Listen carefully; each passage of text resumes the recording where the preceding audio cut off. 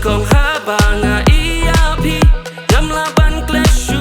ban ngajalinti Ngayay wat haching posniu Tazaki shemong wat ki kosiu Pipat pin nyu yanga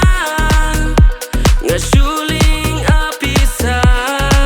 Snokumba don hari kenja Dapat hang ni marwe tang haki jing mudul Lanong pilong ijonga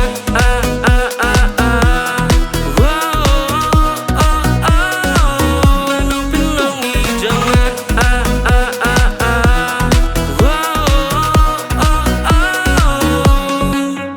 Gat no kamen sim kahun bat pi Habang adon hasenda jong pi Ngasuling ngo haba pi wan pau hanga Ngakum klet kerting la jong ruhi Dem no seya urang terwa Ngan rihok la da pi treyanga Wat num kus like king sha punkis la Ngan ai lut sha pik siel bat rupa Wan no bat ngasit hey Wat ju yang tu marway Ngatang shisha na du mensim Bat pi ban ya don lang Kat no ka jing sko bang Long kumbaya sopot Nena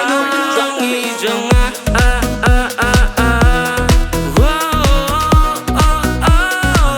Nano pilong ijonga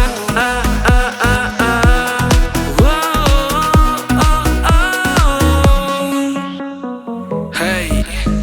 Mahit Singh